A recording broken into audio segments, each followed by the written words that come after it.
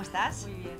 Bueno, aquí después de Semana Santa, de estos días soleados, que yo creo que es la primera vez en años que no llueve en Semana Santa, ¿no? Sí, que hace calor de verano. Sí, efectivamente, hoy está el día ya sí. com si com ça. Ya nos está anunciando cambios. Sí, no acabamos de hacer nunca el cambio de armario porque parece que ya viene el buen tiempo y llueve. Llueve y de repente sale el sol, ¿no? Bueno, pues esto es lo típico de estas fechas de la primavera, que la sangre altera. Bueno, pues como siempre arrancamos este martes, este momento de la tarde, de esta tarde ya de primavera, para hablar de la moda, del fantástico mundo de la moda y del vocabulario, y cómo el vocabulario nos ayuda a conocer los intríngulis de esta profesión, pasión, que es la industria de la moda y de la creación. Hoy además tenemos un programa que yo creo que está muy bien hilvanado y muy redondo, porque estamos cerca con la sección de Comenta un libro. Tenemos ya que este viernes es el Día Mundial del Libro y traemos dos recomendaciones que yo creo que también una de ellas puede que tenga un poco de continuidad con el tema que traemos hoy en día, que es la mascarilla, que es un tema totalmente de actualidad que ahora veremos por qué, que ya me imagino que lo sabéis. Isabel, como siempre en este orden de presentación de libros, coméntanos esta pequeña joya que traes hoy. Eso es una pequeña joya. Es que el otro día cuando estuviste comentando también algún catálogo del Museo del Traje, pues me acordé que tenía que también es de un formato así pequeñito, así de cuadrado. Hecho, lo que decías tú que es el mismo formato, efectivamente. Que el de la vida, el de la vida en rosa, que también fue una exposición que además fuimos juntas. Sí. Entonces, este es el catálogo de esa exposición temporal que se hizo en el Museo del Traje, que se llama Labores Milenarias, ¿no? Y eran los tejidos del museo de bordados de Corea. Qué bonito. Y la verdad es que fue una exposición muy pequeña, con muy pocas piezas, pero eran todas maravillosas, ¿no? Entonces, bueno, pues... ¿Hay alguna imagen que podamos ver? Se trataba de dar a conocer esas labores milenarias, como es el título, en Corea, y bueno, esos bordados tan increíbles que hacen, ¿no? Porque además todos los oficios, todo lo que es asiático, lo comentábamos antes, que tiene aparentemente una sencillez, algo como, yo diría casi austero y al mismo tiempo excelso, o sea, muy recargado, muy cuidado. Y la mezcla de colores, ¿no? Y la mezcla de colores, por ejemplo, en esta parte, ¿no?, que se llama el arte de vestir, te la aguanto un poco por si acaso te va mejor. Habíamos estado comentando, por ejemplo, no sé si se ve bien en la cámara, este kimono, que fijaros cómo son las mangas, que van todas a rayas de distintos colores, ¿no? Y luego, bueno, pues hay... Que es pura tendencia eso también. Es, los bordados también en estos zapatos, tan bonitos. Luego, bueno, había también un biombo precioso, todo bordado a mano. Estas cajitas también, esta funda para las gafas. Bueno, eran piezas muy exquisitas, ya digo, muy poquitas. Y lo que estaban haciendo era, esta exposición se hizo con motivo del 60 aniversario de las relaciones bilaterales entre la República de Corea y España, ¿no? Entonces fue por eso que se celebró en el Museo del Traje en 2011. Y bueno, me imagino... Y esos motivos florales que van tanto con la cultura asiática y todo. Me imagino que se podrá conseguir, Lidia, o bien allí, en el Museo del Traje, o... igual está en internet, en la página web del museo, o buscarlo de segunda mano también. Suelen, la página web, que no la fomentan demasiado y no es muy conocida, no está nada mal, por otro lado del museo. Esos bolsitos también, ¿no? También tipo limosnera, que hemos hablado en este programa de ese tipo de bolso, ¿no? Pues es una maravilla, una preciosidad. Y sobre todo que nos acerca a un país que a lo mejor, bueno, Corea, entendemos que es Corea del Sur, ¿no? Porque Corea del Norte dudo que se presten para una exposición. Que la gente tiene sobre todo muy asociado, la gente joven, a todo el manga, al K-pop, a todas estas series ahora... lo que antiguamente se llamaba series catastrofistas, ¿no? El juego del calamar, como una modernidad, pero en cambio, además cuando vemos imágenes de Seúl, vemos esos rascacielos, todo muy futurista, y en cambio proceden de una cultura muy milenaria, muy tradicional, y te voy a decir que bastante desconocida. La gente conoce Japón, Tailandia, China... una artesanía, bueno, increíble. Bueno, ahora que estabas hablando, me estaba acordando también de exposiciones que iba a ver a la Casa de Corea, que está además aquí al ladito, en la Castellana. Y, por ejemplo, vi una de cerámica y, bueno, también todo el tema de la laca, ¿no? De los grandes lacadores de Corea. Entonces, es un tipo de artesanía, eso, muy exquisito, ¿no? Igual que los kimonos, que son diferentes al kimono japonés, no tiene nada... Exactamente. A mí me gusta más el japonés, pero bueno. Y aquí había alguna pieza muy bonita. Sí, bueno, todas estas cosas que realmente, ahora que está tan en boga la artesanía, a mí me parece que eso sí que es la artesanía entendida al 100%, sí, con muy poca evolución. Eso es. Realmente no hay demasiada, como no han tenido demasiado contagio occidental, han mantenido muy bien, sí, todos sus valores tradicionales en el mejor de los sentidos, ¿no? Porque sus referencias de color, de estampación, de estilo de vida, sí, la cerámica está muy poco, la tradicional está muy poco evolucionada, muy poco mezclada, ¿no? La cerámica española es muy variada y hay una parte que es de influencia inglesa además, o sea que vemos como al final el aislamiento a veces genera cosas positivas, que es la pervivencia de oficios o de tradiciones, sí, o de estilos artísticos, ¿no? Eso es. Y pues a ver qué nos recomiendas tú. Bueno, pues después de esta pequeña joya, mira, pues por un lado te voy a decir una cosa, está conectado. Sí, lo estaba pensando también. Porque traigo un libro, aprovechando que viene el Día del Libro, de una muy buena amiga, Laura Pazo, que es una comunicadora de moda, presentadora de moda. Si la seguís, si conocéis el canal de Casa, tenía un programa, ha tenido varios programas de moda, ahora está grabando otro, pues de moda de tendencias, moda en las diferentes ciudades de España, aprender a vestir con poco presupuesto y demás. Y este libro, que se llama El armario sostenible, de alguna manera es un viaje de su propia persona, de cómo pasa de trabajar en revistas y ser una consumidora de moda, sí, y también de moda rápida, hacer un abandono de todo ello y decir, a mí esto ya no me interesa, quiero ver que me he saturado y quiero ver qué otro tipo de modas se puede hacer, cómo vestir con moda sostenible, que hace unos años la moda sostenible se asociaba a un tipo de estilo en concreto, y ahora vemos que la moda sostenible ha llegado para, digamos, manchar toda la industria de la moda, ¿no? Y recibe el encargo, bueno, de este libro, que es El armario sostenible, que la verdad que está muy bien, es una publicidad en toda regla, para que os compréis el libro, porque además lo tenéis a la venta, va por la segunda edición, y habla primero, saber detectar qué tipo de compradora tú eres, y eso se basa en su propia experiencia y en su propia vida, de alguna manera, y de experiencia en moda, y luego, cuando a veces decimos, bueno, queremos consumir de otra manera, pero ¿cómo lo hacemos, no? Pues primero estudia tu armario, aprende qué puedes quitar, sí, qué puedes mantener, qué tipo de armario tienes, ¿no? Qué es lo que predomina. Y a partir de ahí te hace una búsqueda, primero de explicarte qué son las fibras, los tipos diferentes de fibras que hay, que además hay una coherencia de vocabulario en ese sentido, porque todo lo decimos algodón o tergal, y hay 1000 composiciones, ¿no? Y también hace cada sección tiene como un pequeño test, que es bastante divertido porque te hace ameno para ver si vas haciendo bien los deberes, ¿no? Como progresa adecuadamente, de alguna manera. O sea, que vas puliendo tu armario, ¿no? Y además te vas de alguna manera puliendo tú, ¿no? Claro. Porque lo normal es llegar... ¿Cómo estamos todos? Pues todo el tema de la sostenibilidad es nuevo para todos, tanto si es una gran empresa como si es alguien particular, ¿no?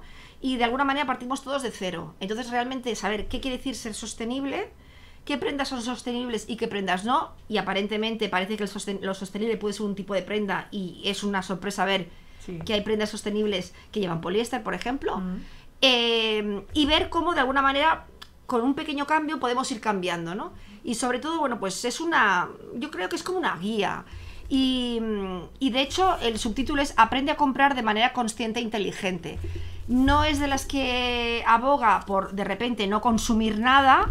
Consumir hay que consumir, porque si no, la ropa también se gastaría, pero aprender a consumir de otra manera, y desde segunda mano, artesanía, recicla tus piezas. Además yo creo que cuando tú vas puliendo el armario, creo al principio que sale mejor hacerlo de una forma no drástica, claro, sino, bueno, pues poco a poco, ¿no? Porque tú mismo te vas dando cuenta en el proceso, ¿no? De cómo se puede llegar a ser sostenible. Es que los cambios verdaderos vienen de pequeños cambios. Eso es. O sea, cuando uno dice, es como cuando dices, mañana empiezo a adelgazar y mañana empiezo el régimen. Ya, efectivamente, que además estamos en pleno momento. Pues a lo mejor la primera semana empiezas con mucha fuerza y vamos, tal. Pero luego, y en cambio los pequeños gestos son los que al final generan un hábito y un cambio de estilo, ¿no? Bueno, pues un poco el libro viene a hablar de eso, desde un lenguaje además muy fácil de comprender, incluso cuando habla de términos que a lo mejor son más pesados o términos que nos quedan más lejos, como es todo el proceso industrial, etcétera. Bueno, pues todo lo que es la marca, es que yo hay palabras que alucino porque son palabras que se tendrían que incluir en los nuevos diccionarios de moda, como la huella hídrica, etcétera, etcétera, ¿no? Que además te quedas helada cuando sabes lo que es, ¿no? Y sabes la ropa, la cantidad de recursos naturales que necesita, ¿no? Por eso tiene que ser muy buena la ropa para que dure en el tiempo y consumamos menos, ¿no? Aparte de todos los procesos industriales que están haciendo ahora de innovación para usar los mínimos recursos necesarios, ¿no? Y la verdad que me parece, bueno, pues que sí que tiene una conexión, porque estas piezas, dentro de esa exquisitez de la artesanía asiática, de la coreana en concreto, están hechas para durar, por eso eran tan caras también, ¿no? Porque llevaban mucho tiempo el hecho de hacerlas, pero también luego el nivel de reposición era muy lento, ¿no? Claro. Bueno, el otro día estábamos hablando del término alta costura, ¿no? Efectivamente, pues, ¿no? Pues es un poco lo mismo, ¿no? Pues sí, yo creo que va todo son vientos de cambio. Y sobre todo el arte de bordar. Al final los bordados son para que permanezcan, ¿no? Bueno, y es la quinta esencia de lo más exquisito de la moda, ¿no? Al final nos está llegando unos vientos de cambio que están formados por diferentes vientos. Y todos ellos están haciendo una corriente que además está viendo que todo ahora, el siglo XXI, va muy rápido y que vamos a ver grandes cambios, ya los estamos empezando a ver, ¿no? Pero sobre todo dentro de, yo creo que de un par de años. Si ahora nos juntamos de aquí a 2 años y vemos en qué punto estamos de la moda, veremos que hemos dado un giro más grande de lo que pensamos, porque nosotros solamente vemos a 24 horas vista. En cambio, la sociedad sí va cambiando, ¿no? Y creo que los dos libros, bueno, pues un poco el pasado y el presente de un tipo de estilo, y de estilo de vida y de estilo estético, que yo creo que ha venido para quedarse, ¿no? Realmente. Y bueno, dichas ya están recomendadas, y ya sabéis que tenéis el libro, lo podéis comprar en diferentes formatos, online, en tienda física, y el libro en sí mismo pues puede ser en digital o en papel. Yo lo siento, pero soy del papel. Yo también sigo con el papel. Y no me voy a bajar de ese carro. Papel a tope. A tope, porque es lo que nos queda, es el soporte y es lo emocional. Así que yo a papel, pero bueno, quien quiera bajárselo para la tablet, pues bienvenido sea. Y nada, vamos a entrar con nuestras palabras, y hablando de la sección de actualidad que estrenamos a raíz de hablar de todas las alfombras rojas casi en cadena. Bueno, pues resulta que estamos en una fecha en el vértice de un cambio otra vez, que es que, bueno, ya salen todos los telediarios, mañana 20 de abril, no sé si es el 20 por qué, si es por algo en especial o no, la verdad que lo pienso ahora. No lo sé, yo tampoco, no. El 20 de abril supuestamente ya es el último día para llevar esta pieza pequeña que ha venido a ayudarnos, pero también a bloquearnos, ¿no? De alguna manera, ¿no? Que es las mascarillas, y que bueno, ya solamente serán, digamos, obligatorias. Todavía no hay mucho acuerdo, hay un poco de despiste, lo iremos viendo siempre con la práctica. Ya estamos liberados de la mascarilla, aunque mucha gente la seguirá llevando. Y luego habrá la obligación de llevarla pues en medios de transporte, en profesiones que están en contacto, pues bueno, con gente mayor, hospitales y demás, y luego el que quiera llevarla porque la quiere llevar, pues que la lleve, y el que se la quiera quitar, pues ya tiene esa libertad total de poder circular. Cosa que parece una tontería, pero no es una tontería, porque volvemos a lo de antes sin ser todavía lo de antes. Entonces los cambios se ven con el tiempo, ¿no? Pero yo creo que hoy es un día, es como la vigilia del vuelta a una normalidad que todavía no será al 100%, pero que bueno, que estamos ya en esa vuelta al camino con lo aprendido. Y vamos a hablar justamente, ya que es el final de estos 2 años tan trágicos y tan intensos, vamos a hablar de las mascarillas y hablar cómo las definen, qué son, qué se han entendido históricamente, y sobre todo a partir de ahora cómo nos ha cambiado cómo la mascarilla nos ha cambiado la vida, y cómo la moda, esa gran industria poderosísima que da de comer a tantísima gente y que es tan astuta para saber adaptarse, también las ha cambiado. Por aquí tenemos 2 ejemplos que a mí me parecen 2 rarezas.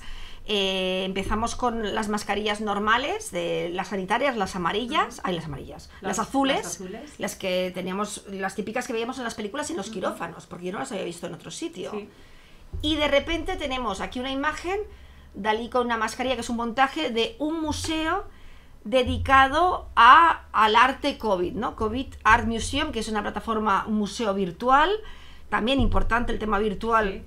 cómo ha cambiado la pandemia, cómo nos ha cambiado la forma de ver las cosas, de arte nacido en pandemia y que busca ser, y tal como dicen ellos, leo textualmente, repositorio virtual de lo que se ha bautizado como Pandemic Art, ¿no?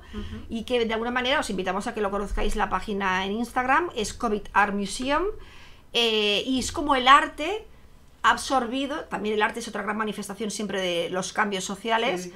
ha absorbido en estos 2 años el tema de la pandemia y cómo lo ha vomitado en los diferentes artistas, vomitado en sentido positivo, en los diferentes artistas y disciplinas, ¿no?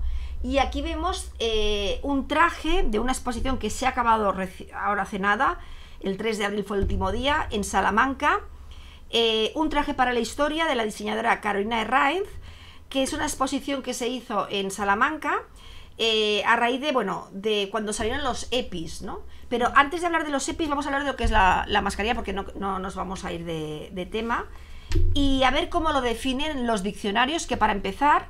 No lo definen. Efectivamente. No está en ninguno de los 3 además, y lo que es más raro, ¿verdad?, que hemos comentado, es que solamente en uno de los diccionarios viene la palabra máscara. Efectivamente, que máscara puede tener algo positivo en cuanto a festivo. En el Larousse, el vestido y la moda, el de Maribel Vandrés, ¿no? Sí, que es, digamos, el diccionario más técnico de conceptos. El único que recoge la palabra máscara. Teniendo en cuenta que me pasaste un documento, un artículo de los 500 años de cómo han evolucionado las pandemias y cómo la mascarilla se ha ido adaptando, ¿no? Eso es, que lo he traído aquí. Bueno, es un artículo que está muy bien porque es cortito, pero recoge esos 500 años, como dices, de historia de la mascarilla. Es de la BBC News. Es un artículo de Bethan Bell y salió el 28 de marzo de 2021. Sí, o sea, hace un año. Y en cambio...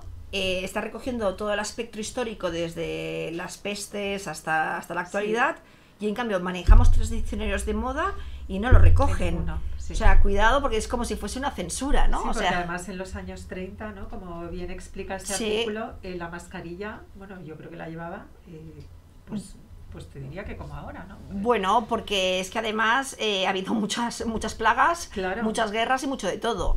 Entonces vamos a ver el diccionario que la recoge, el único que recoge algo, un término similar, que es máscara, que el concepto no es... ¿En qué página estamos? Es la 236. Bueno, a ver cómo lo dice. ¿Y qué nos dice? Máscara. Careta que sirve para disimular completa o parcialmente la cara o para dar aspecto de otra persona.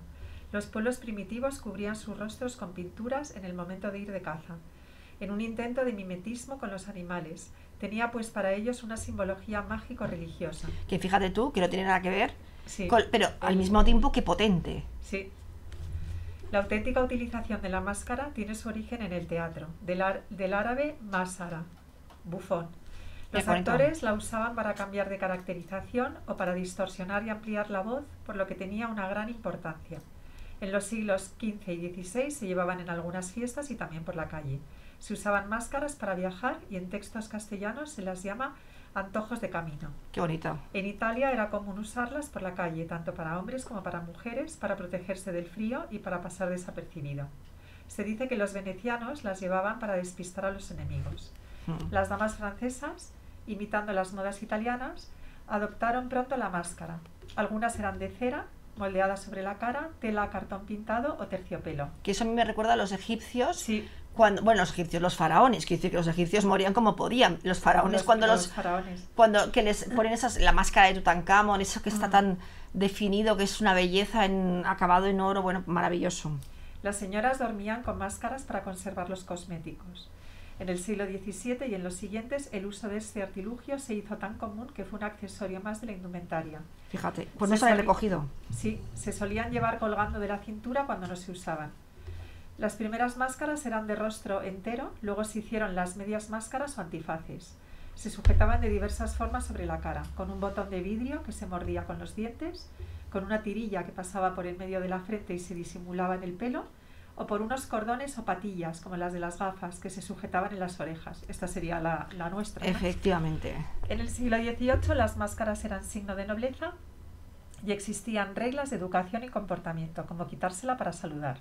En el siglo XIX se solían llevar para montar a caballo como protección contra el frío y sobre todo para fiestas. Las medias máscaras que cubrían frente y nariz se sujetaban con una cinta. Se llevaban además con capucha. En Venecia, en las fiestas de carnaval, se llamaban máscara lobo, porque asustaban a los niños. La palabra inglesa era lu. En la actualidad, la máscara solo se emplea para disfrazarse. Fíjate. En la actualidad dice, bueno, en su actualidad. Eso es. En su actualidad, que tampoco han pasado tantos años, y pero... fíjate, en este artículo, ahora ¿Sí? que estabas hablando de los egipcios, como el primer párrafo que hace un poco el resumen, ¿no? De esos 500 años, al final dice: en las puertas de las tumbas persas se encontraron imágenes de personas con telas sobre la boca. O sea que ahí ya estaban utilizando esa protección para... Bueno, el tema de la boca también es muy de ritual, porque todas las culturas fúnebres con la boca tienen ahí como una especie de peculiaridad. Entonces, en toda esta definición, lo que nos queda claro es, para empezar, que jamás están refiriendo a la mascarilla ni que sea la de enfermeras o la de los cirujanos antes de la pandemia, que lo tendrían que reflejar, para empezar, porque es un atuendo de... sería, digamos, un uniforme. Una parte de un uniforme. Efectivamente. Y que la acepción que consideran es una acepción que es, por un lado, sociomitológica, religiosa, espiritual, y por otro lado, festivo, y que estaría asociado a un complemento. Y también ni siquiera recoge, por ejemplo, ya hablando del 19, pues todo, cuando vemos las caricaturas, los cómics de las películas de indios y vaqueros, los gángsters van con la cara tapada, con una mascarilla, ¿no? Los hermanos Dalton, todo esto, o sea, incluso el cliché del ladrón entrando a robar, de esto el Buster Keaton, es también con una máscara para que no te reconozcan, o sea, tú ver, pero que no te reconozcan la cara, ¿no? Sí, solo los ojos. Y bueno, hay un estudio que hicieron en Estados Unidos, ahora, con todo el tema de la mascarilla, que claro, que las personas menos agraciadas ya nunca más se la querían volver a quitar. Ah, eso lo estoy en el telediario. Claro, cubrir esa parte y dejar solamente los ojos les favorecía tanto que... Y luego, bueno, el tema de la estética. Que Sí, también, que mucha gente ha aprovechado para operarse. Todos los retoques, pero más de los ojos, ¿no? Porque al final es la única parte visible. Entonces han tenido un boom de operaciones de estética, pero más enfocados a los ojos, los párpados, las cejas. Si nos puedes poner la luz, que yo no sé qué le pasa a esto, que hoy justamente que tenemos unas imágenes tan potentes. Bueno, claro, pero es que además, te digo más, todo el tema de enseñar, eso justo lo he visto yo en el telediario, que hablaban, bueno, salían niños que de 6 años, que eso lo puedo entender porque cuando empezaron a ponérsela tendrían 4, ¿no? Cuando empezó aunque al principio los niños no tenían que llevar.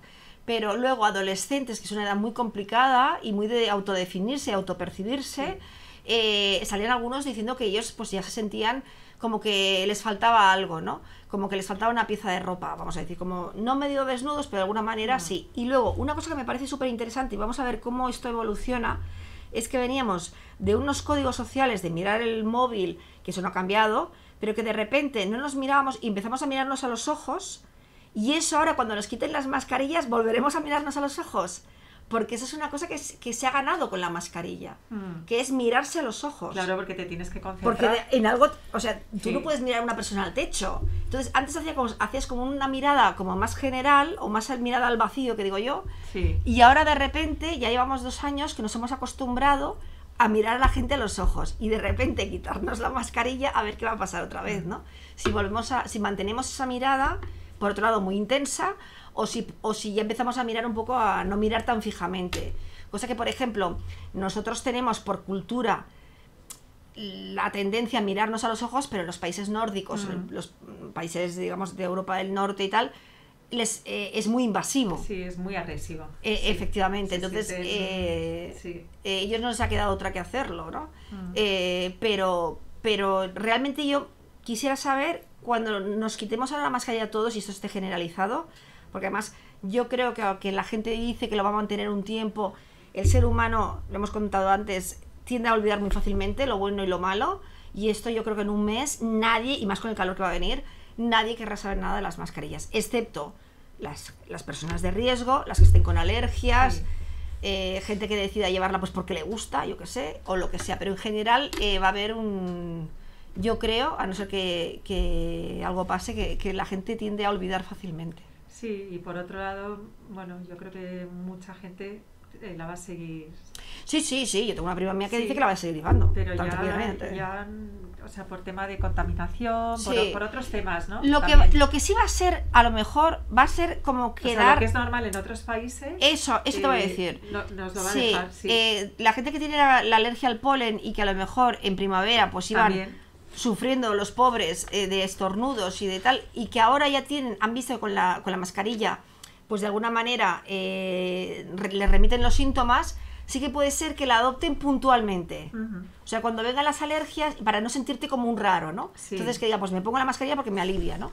Que realmente si te alivia, oye, adelante. Pero bueno, que en ciudades muy contaminadas, por ejemplo, Nueva Delhi. Sí, por ejemplo, y Madrid. Y Madrid ahora, porque mira, en este artículo hablan del smog, ¿no? De esa mezcla entre el humo y la niebla, ¿no? Y que mataba a tantísima gente. O sea, yo no me acordaba de la cantidad de gente que murió, ¿no? Fíjate que aquí dicen que el peor episodio fue en 1952, que que es antes de ayer. Entre el 5 y el 9 de diciembre están hablando, bueno, de la revolución industrial y de todo el tema del smog, ¿no?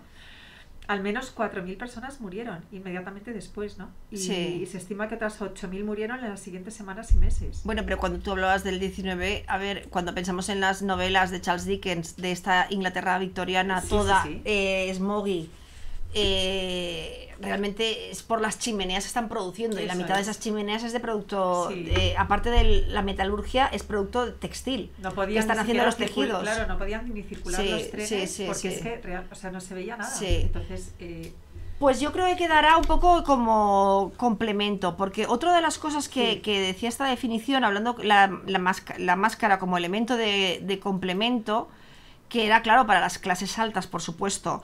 Al inicio de la pandemia, el Museo del Traje, a través de la Asociación de Amigos del Museo del Traje, decidió pedir a los diseñadores, porque pensemos que se cortó la economía, bueno, que vamos a contar, tal, y la gente, los diseñadores de moda, las empresas de moda que tenían toda la colección ya lista para entregar, porque venía toda la temporada de bodas, banquetes, la colección de primavera-verano, pues todo eso se lo comieron, ¿no?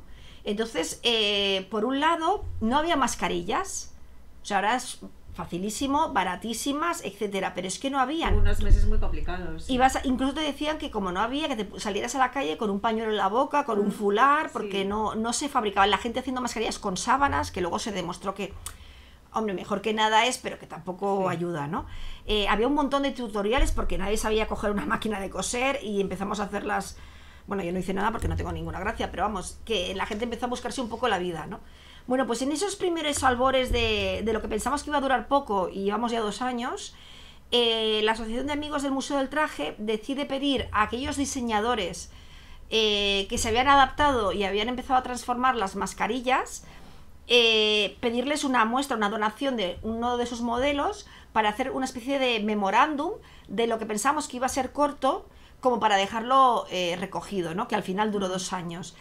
Hemos de pensar que en ese momento las mascarillas que habían eran las azules sanitarias y no había más.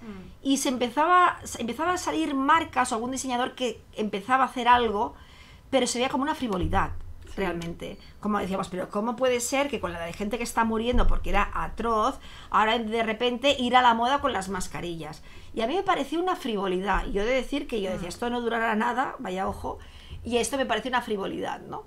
Y en cambio fue, a lo mejor es verdad que la moda tiene ese punto frívolo, pero no olvidemos que es una industria.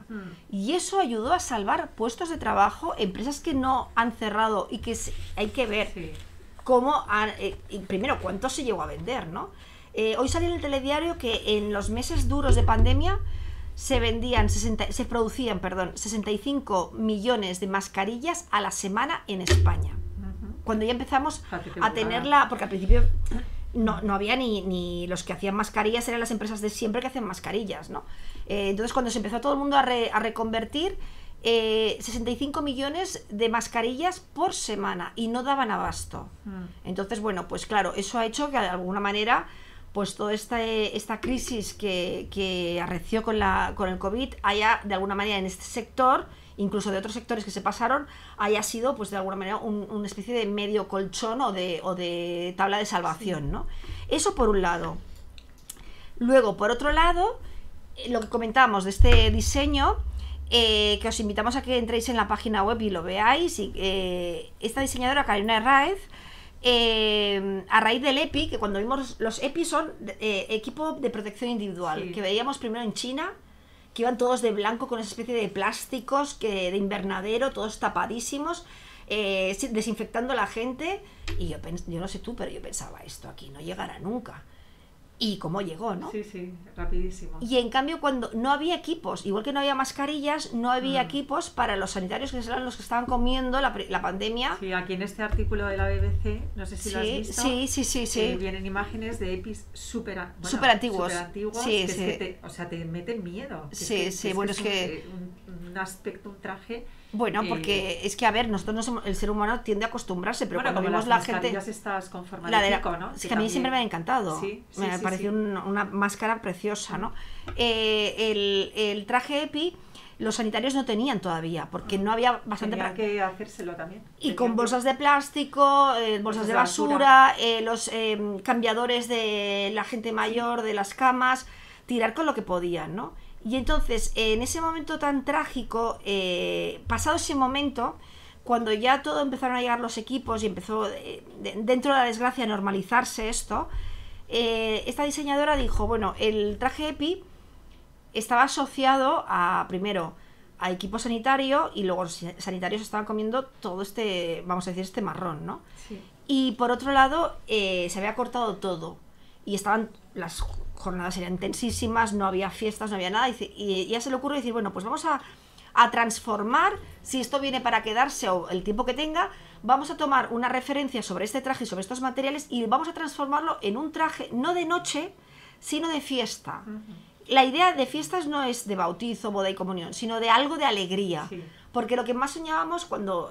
Parece que fue ayer, pero parece que ha pasado tiempo. Era cuando se abriesen los sitios, salir a divertirse, la gente decía, yo quiero viajar, dar un vuelco a tu vida, ¿no? Y de alguna manera ese es el leitmotiv de este traje y de una exposición de fotografía que acompañaba al traje y que se ha visto desde el 19 de marzo hasta el 3 de abril. La verdad que le han dejado poquito tiempo para que la gente pueda verlo en Salamanca. Pues mira, yo iba a ir, pero al final no pude ir. Y bueno, lo veo, me mandó la nota de prensa y todo el dossier y demás, y la idea es bastante buena, porque además, de alguna manera es moda. Sí. O sea, vemos como muchas veces lo que siempre decimos, ¿no? Que la moda roba de todos los armarios, roba de lo militar, pues también roba de lo sanitario, ¿no?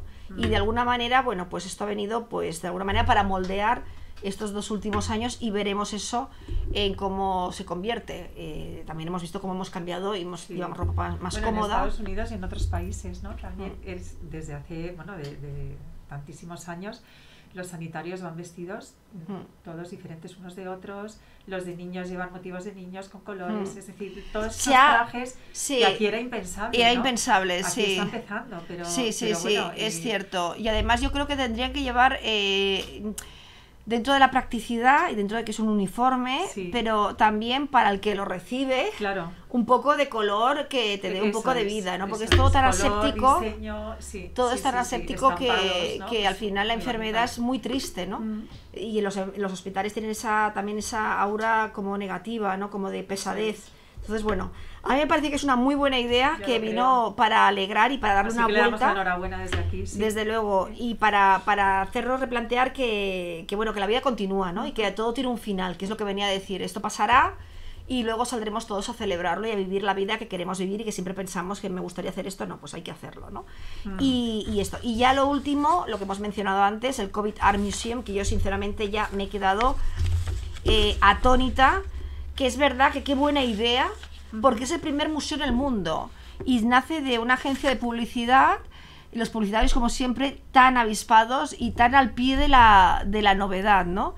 De cómo, bueno, ellos utilizan Instagram y el soporte virtual para comunicar, como hacer como de cajón desastre, para recoger todas esas obras que se han hecho a lo largo en estos 2 años y que el motivo ha sido de alguna manera todo lo que es pandemia o COVID, ¿no?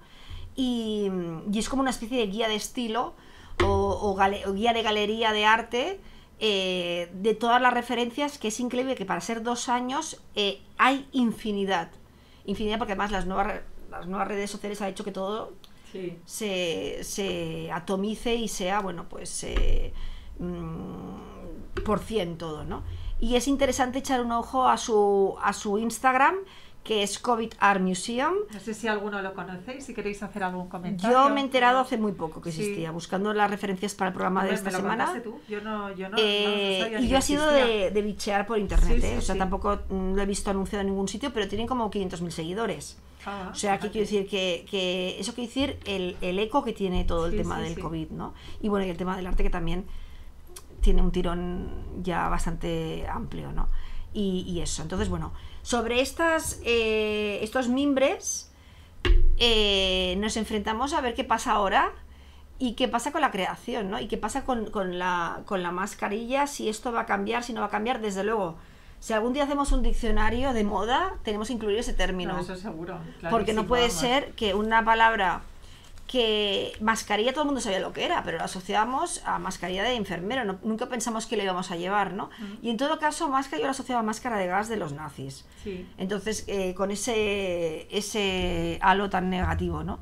Pero desde luego que hay que incluirlo en el diccionario que hagamos de moda, porque es un término que es puro siglo XXI. Bueno, y también pertenecía estás hablando de uniformes, a los uniformes de las azafatas en los vuelos. Efectivamente. Entonces era algo también muy habitual verlo, pero en ese contexto de uniforme, ¿no? Bueno, que al final es la funcionalidad, ¿no? Eso es. Es algo que te ayuda a hacer algo, ¿no? Que de alguna manera es lo que es la mascarilla. Y no sé si te han preguntado, bueno, creo que te lo he preguntado varias veces, pero no me acuerdo, si te encargaron trajes de novia con mascarilla a juego, porque eso ha sido otra de cómo la moda se ha posicionado. Yo la verdad, personalmente, no me gustan las mascarillas que no sean las funcionales, la FFP2 o la sanitaria. No sé por qué, no me gustan personalmente. Pero sí nos han pedido hacer las mascarillas a juego de algunos trajes, ¿no?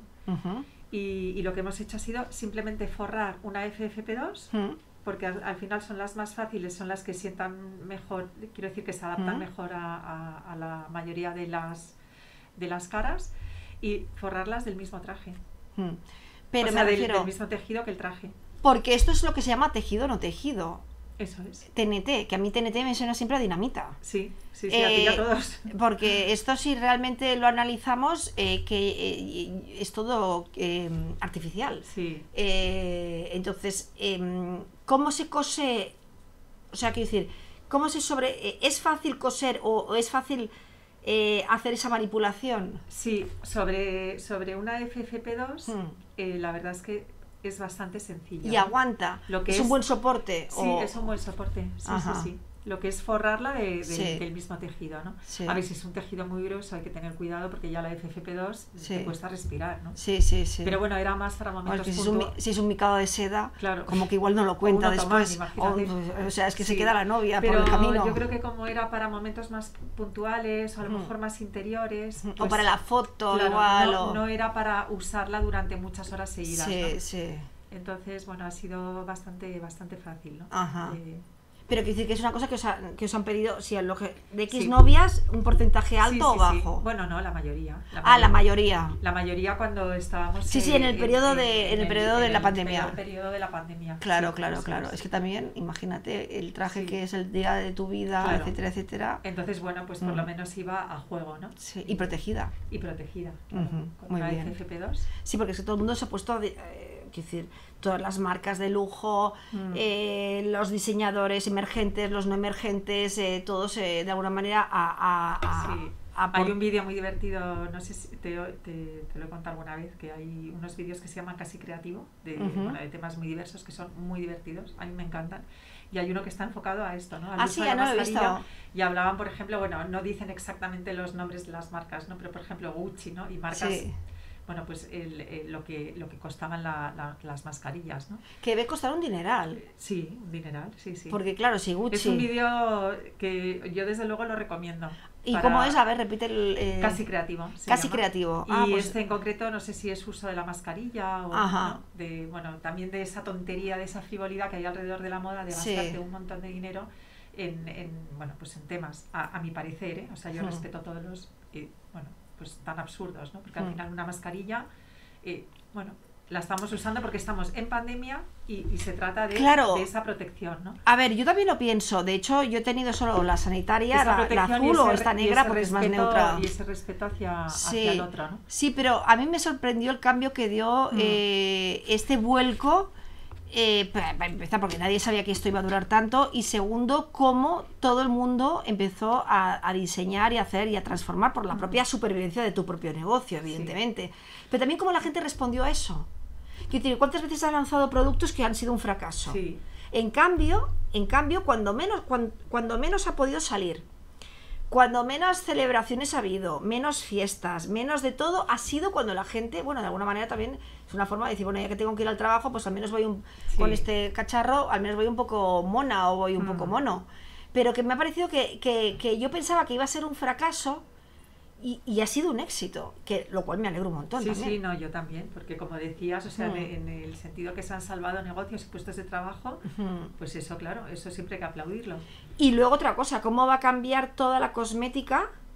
Que esto es otra, o sea, con la pandemia, el mundo cosmética, que es el gran, aparte de que aporta, cada década tiene su propia estética de maquillaje, y vemos como ahora ha habido desde hace 10, 15 años un boom al maquillaje otra vez, que estaba un poco denostado y ha vuelto otra vez con muchísima fuerza. Pues en ese boom de marcas de maquillaje, claro, de repente se dejó de vender maquillaje, pero se empezó a vender sombras de ojos, rímel, claro. Lo de las cejas, que ya llega a religión.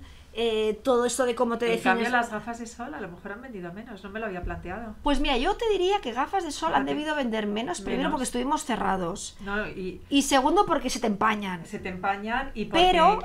Pero sombreros, a raíz de eso, sombreros y sombrero visera, se disparó. Eso sí. Entonces, como al final la mascarilla hace que también... Otros complementos, claro. Efectivamente, o sea, la moda está siempre encadenada. Efectivamente. Y ahora que nos la vamos a quitar, volverá a subir la venta de las gafas. De las gafas, sí. Y la venta de los pintalabios. Que pintalabios, colorete, todo eso había quedado como relegado. Y la cirugía estética para compensar, ¿no? Bueno, eso claro, imagínate. O sea, ¿sabes? O sea que al final un pequeño cambio hace grandes cambios, ¿no? Va todo como encadenado, ¿no? Y parece que no pasa nada y sí pasa, porque al final estamos hablando de negocios. Y el negocio quiere decir gente contratada, sueldos, facturación, etcétera, ¿no? Y veremos ahora cómo se desarrolla este mundo sin mascarilla y cómo cambia desde la moda y cómo la moda se adapta ahora a no llevarlo, ¿no? Y bueno, ahí lo dejamos, porque si no se nos va a pasar el rato y tenemos que hacer la palabra al azar. La palabra que viene del programa pasado, que no nos dio Eso tiempo. Es. Como el programa pasado nos extendimos demasiado y al final no hubo tiempo para hacer la palabra al azar, la buscamos para ya tenerla preparada para ¿no? De alguna manera. Así que será un azar intencionado. David, cuando quieras, nos pones la sintonía. Ahí va. Y la palabra que nos salió, que además nos encanta, es la palabra grandes almacenes. Que, si no recuerdo mal, está por la página 100... ¿Con cuál estás? Por este. Si lo he mirado bien, era FG, grandes almacenes, FG, aquí. Que cuando uno piensa en grandes almacenes, piensa en algo, pues vamos a decir, más actual. Hay gente que le encanta, otra que lo odian. ¿Tú eras de grandes almacenes o de tienda pequeña? De tienda pequeña, cada vez yo más. Yo también. Pero a mí me encanta el gran almacén. Mira, ya lo he encontrado. Es en la página 132. Sí. 132 de Diccionario de la Moda de Margarita Rivière. Grandes almacenes que, mira, ya que estamos en el Día del Libro, bueno, el viernes era el Día del Libro, os recomendamos la novela El paraíso de las damas, de Émile Zola. Cuando hablamos de grandes almacenes, no puede faltar. No puede faltar esa novela que retrata también ese surgimiento de los grandes almacenes de mitad del 19, mitad final, donde una chica entra a trabajar en esos templos del lujo, la modernidad y el glamour, y que eran pequeños espacios reservados a... De hecho, la independencia, el feminismo, que tiene muchos arranques, y toda esa lucha feminista se marca un gran gol con los grandes almacenes, porque por primera vez las mujeres pueden salir a la calle con dinero en el bolsito, aunque normalmente luego pasaban los hombres a pagar, pero sobre todo... Sí, pero el gasto era de ellas, ¿no? De ellas, ¿no? Y sobre todo, muy importante, pueden salir a la calle. Que no sea para ir... Mira, tengo aquí el apunte, es una novela, que no, para que no me falle la memoria, de 1883. Eso es. Que además donde sale el boom de los trajes de paseo, etcétera. Todo está ligado. Las mujeres salían... A ver, estamos hablando de la élite, la gente que era como nosotros en aquella época, pues a buscarse la vida y punto. Pero si no, las grandes élites, la mujer, su función era estar en casa. Y salía de la casa de su familia a casarse a la casa del marido. Y salía a la calle o para ir a otra casa, recepción social, que por eso está lo de los coches, que es un tema de prestigio, los coches de caballos, las calesas y demás, o a iglesia, o a poquitas cosas. No tenía ninguna función la mujer en la calle. Con lo cual, los grandes almacenes es una ventana a, para empezar, socializar, a salir a la calle, a la conquista de la calle, que es la gran... una de las grandes bazas del feminismo es la conquista de la calle, y luego todo lo que conlleva eso, ver otra gente, estar con salir sin que nadie te... O sea, ibas con tu carabina, con la dama, ¿cómo se llama esta? La dama de compañía, lo que fuera, pero sobre todo, y más adelante, a trabajar. Es que es todo... O sea, pensamos en Gran Almacén como sitio de compra, pero también tenemos que pensarlo como efecto y como elemento catalizador de un cambio, que eso yo es con lo que con lo que me quedo. Y además el paraíso de las damas, por si fuera poco, tiene un final, vamos a decir, feliz. Dentro de que enseña toda esa miseria humana, ¿no? Que, bueno, que enseñaba también Zola, ¿no? Sí, bueno, que es todo su universo también demostrar también los desfavorecidos, ¿no? Eso es. Bueno, pues voy a empezar un poquito con la definición de grandes almacenes, porque seguro que alguien se va a sorprender con la antigüedad que tienen, ¿no? Sistema de comercialización de toda clase de productos surgidos en el siglo XIX, 1838, en Gran Bretaña, 1852 en París, con los almacenes Bon Marché, que aún existen. A lo largo del siglo XX, esta forma de comercio, que los norteamericanos conformaron en sus actuales características, es pieza básica en la difusión y comercialización de la moda, especialmente tras la aparición de la confección y el prêt-à-porter. Durante los años 60, los almacenes Bloomingdale de Nueva York abrieron, dentro de sus secciones de moda femenina y masculina, apartados específicos destinados a mostrar las colecciones exclusivas que realizaban los diseñadores y modistas. Cuidado, que esto es muy interesante, porque aquí ya es cuando ya es la moda de masas, como los modistas, que a ver, eso también es cierto, pero es incierto, porque ya los modistas parisinos estaban vendiendo en Estados Unidos en principios de los años 50 a través de las licencias de reproducción. Lo que esto te viene a decir es que abren como su tienda, ¿no? Sí. Yo me acuerdo del Corte Inglés, la Sexta Planta, cuando empieza todo el fenómeno de las boutiques. Estaba la boutique de Pierre Balmain, de Balenciaga, de Pedro del Hierro, el original, que de hecho Pedro del Hierro se hacía conocer como el rey de la Sexta Planta, porque era el que más vendía de todos, ¿no? Siguiendo, los grandes costureros de moda ya habían diseñado piezas para almacenes norteamericanos. Ah, mira, viene a continuación. Pero fue en los 60 cuando se institucionalizó la costumbre que Europa adoptó inmediatamente, de que los grandes almacenes encarguen a nombres más famosos de la moda series y diseños, ¿no? Sí. Bueno, es una definición bastante corta para todo lo que ha traído los grandes almacenes, porque además es lo que antiguamente se conocía tienda por departamentos. Eso es. Que los americanos llaman department stores, ¿no? Donde tú, la ventaja que te aportaba un gran almacén, que además no es ninguna novedad, esto lo sabemos todos, es que tú ahí lo tienes todo. Es decir, las tiendas tenías el depósito de tejidos, el de ¿cómo se llama esto? Galonería y encajes, ropa de bebé, ferretería, etcétera, todos los universos, decoración, lámparas. Tú tenías que ir a todas las tiendas, y ya no te digo el traje, que un traje lleva 1000 aplicaciones, las de botones, no sé qué, o sea que al final para hacer una pieza tenías que ir a un montón de sitios, o para comprar lo que fuera tenías que ir a todo ese pequeño comercio, Y lo que te hace el gran almacén es que por secciones lo por tienes plantas, todo ordenado, además, que eso me parece, y por plantas, sí. me parece una novedad, Sí. porque ya quiere decir que a nivel de arquitectura se ha mejorado, toda la arquitectura industrial se aplica, y la evolución de la arquitectura no se entendería también sin este concepto de los grandes almacenes, por espacio, por la idea de cuidado, de estética, porque además los grandes almacenes antiguos eran preciosos, Sí. con galerías acristaladas, bueno, como eran para los ricos de alguna manera, ¿no? Y realmente la idea de que cada planta tenga un tema, o sea, como las calles y los oficios, ¿no? En los barrios antiguos tenemos por calles los oficios, ¿no? La calle de los tinteros, de los bordadores, pues esto igual, por cada planta un tema. A mí me parece eso, pues, la culminación del capitalismo y un acierto del sistema increíble, aunque por ese acierto otra gente se haya quedado en el camino. No sé qué es lo que... No, viene a recoger un poco lo mismo. Estaba mirando ¿Sí? el de Georgina O'Hara, sí. ¿Y es más cortito y... ¿Y hay alguna cosa que veas que sea diferente? No, un poco lo mismo, porque hablan de Au Bon Marché, Bloomingdale's también, sí. Y luego de los grandes almacenes... Es un ambiente como de boutique, ¿no? Claro. A un gran número de personas, sí. Bueno, eso está bien también, ¿no? El hablar de boutique. Claro, Sí. bueno, porque es que pensemos que el gran almacén cuando surge es elitista. Y la boutique siempre tiene ese aire elitista. exquisito, ¿no?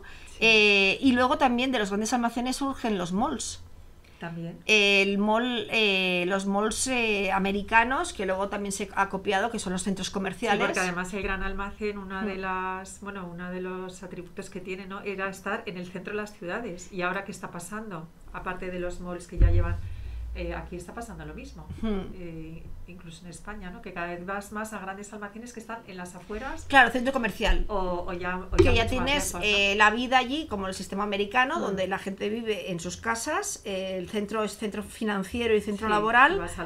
Y vas al mall a pasar el día, realmente. Que tienes cine, teatro, restaurantes, todo tipo de servicios, tintorería, todo aquello. Entonces es como una especie de ciudad ficticia, de parque de atracciones, de compra, y todo eso no sería posible si no hubiera primero los grandes almacenes, ¿no?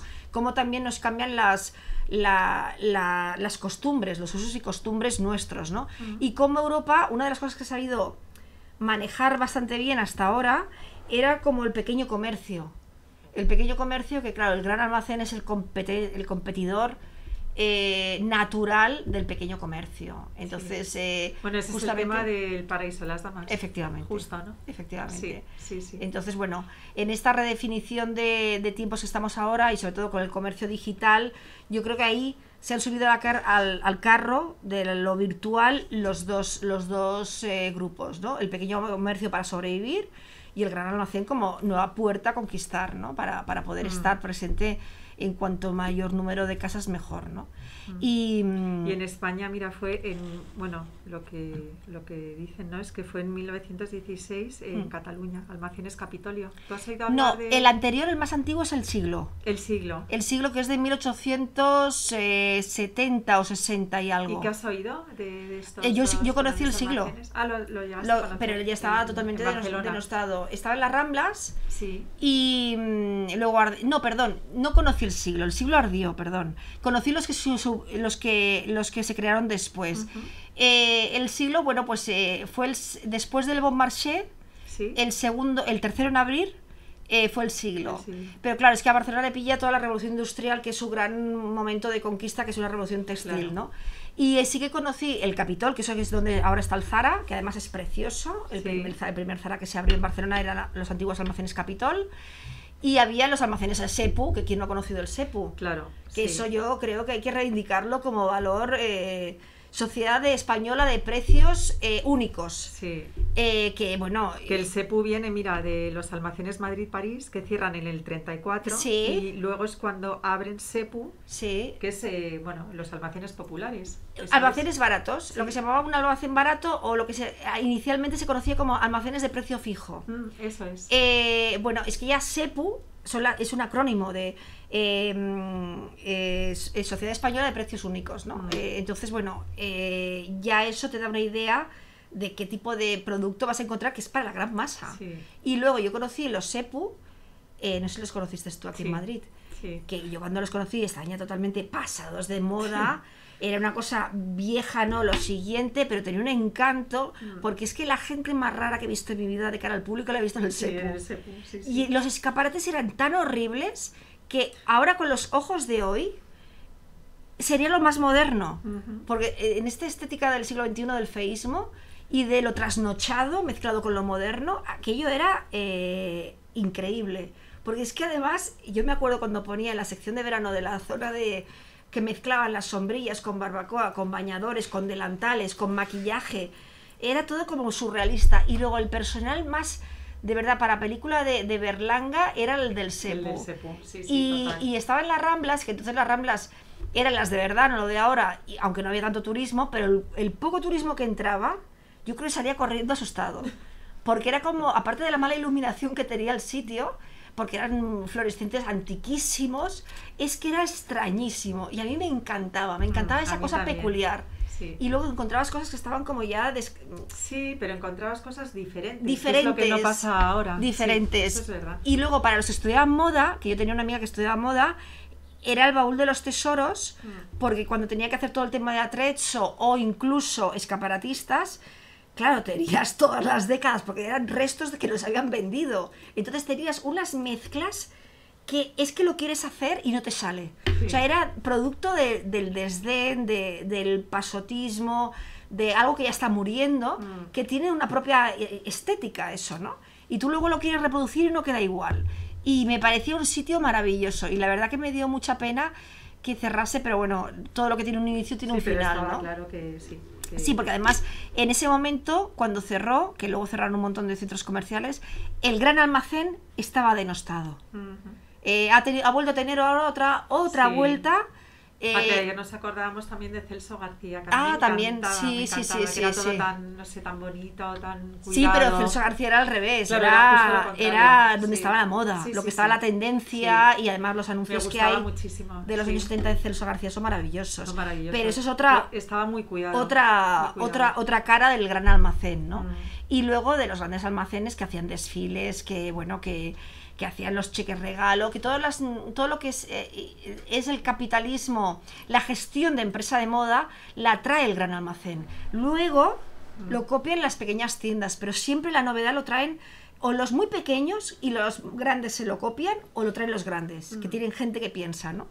Y casi todas esas novedades, pues hablamos del Corte Inglés, de Galerías, que son los grandes, los que además Galerías tenía esa cosa del lujo, ¿no? De que era como sofisticado, y luego mira, acabó fagocitado por el Corte Inglés, ¿no?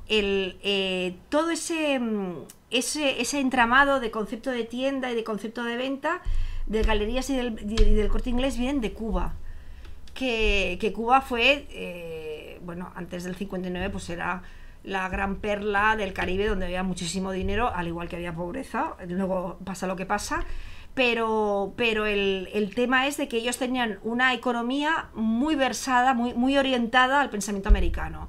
Y claro, los americanos son los grandes inventores y transformadores de la moda, ¿no? Y todos estos de ya es primavera el Corte Inglés, los cheques regalo, las escaleras mecánicas, todo eso ya estaba haciendo en Cuba en los años 20 y 30. Fíjate, sí. O sea, es que ni en París estaban con escaleras mecánicas. Entonces, bueno, nos da idea también de los sitios. Encantado, ¿verdad? Estar ahí en ese momento. Bueno, yo he visto fotos y te aseguro que son maravillosas. Responde también a una época que no volverá, ¿no? Entonces los años 20-30, que además estéticamente son muy fuertes y a nivel arte es fortísimo, aquello es un paraíso, porque además hace muy buen tiempo. Mira, hablando de paraíso, otro paraíso.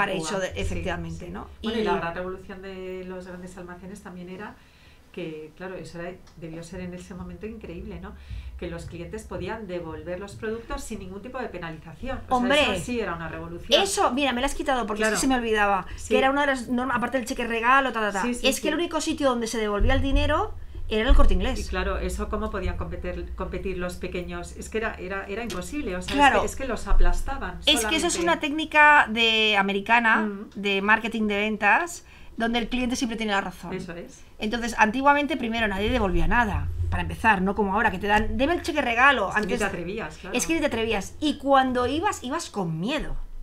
Porque pasaba la persona, el encargado de planta, lo revisaban. Normalmente te decían, tal, si veían que eras una clienta importante, sí, si no, bueno, esto tal. Era muy osado, sí, es que no te atrevías. Es que no te atrevías. Y en cambio, fue Zara, realmente, el que agitó todo eso, porque, mira, ya nos tenemos que ir. Son las 6 ya. Porque fue el que podías devolver sin pedir explicaciones. Sí, pero o sea, la gran revolución sí, fue pero, de los grandes pero almacenes. los grandes almacenes trajeron una nueva forma de cambio, sí. de compra, de forma de percibir la compra, y sobre todo esa idea de que te daban el servicio postventa, ¿no? Que si no podías, no encajaba, lo tenías repetido, lo que sea, si lo mantenías en buen, o sea, lo llevas tal cual, te devolvían el dinero. Eso sí fue una transformación increíble, Sí, y además me acuerdo porque nadie se atrevía a hacerlo. Muy poco, tenías que ir muy, muy seguro, porque nadie se atrevía, ¿no? Como y ahora, segura decías, uy, a ver qué va a pasar. ya verás, Sí. ya el Ya sudor verás cómo frío, me dicen que no. ya verás, y dando 1000 explicaciones. Ahora realmente no preguntas ni No, dices no nada, tienes que explicar nada. te lo devuelven en efectivo en la tarjeta. Pero bueno, bueno, pues nada, hasta aquí el programa de hoy, que nos hemos comido los últimos minutos. Y nos vamos como siempre con una canción, y como este viernes va a ser el día del libro, la gente más joven no lo conoce, pero a nosotros nos ha llegado un programa que había maravilloso de libros, que se hacía desde la Biblioteca Nacional, y que la canción coescrita por Aute y cantada en su momento por Vainica Doble, que un día hablaremos de ese grupo que tiene nombre de una técnica, era Todo está en los libros, que es como una canción de autor que habla sobre eso, sobre que todos los libros lo recogen todo y que tenemos todos los mundos imaginados en los libros. Así que nada, que disfrutéis de este día del libro, que es este viernes, que os deis una vuelta. Felicidades a todos los Jorges. A todos los Jorges, efectivamente. Jorges y Georginas. Y Georginas. Mira, Georgina O'Hara. Georgina O'Hara será su santo. Efectivamente, le ¿no? mandaremos un mail. Y que os dediquéis a descubrir librerías pequeñas, que además son maravillosas y que son un universo de conocimiento y de diversión. Así que nada, nos vamos con Todo está en los libros. Hasta la próxima martes. Chao. Hasta el martes. A San Juan, Santiago y San Fermín, las 1001 noches, los Vedas, Nueva Orleans, Sebastopol.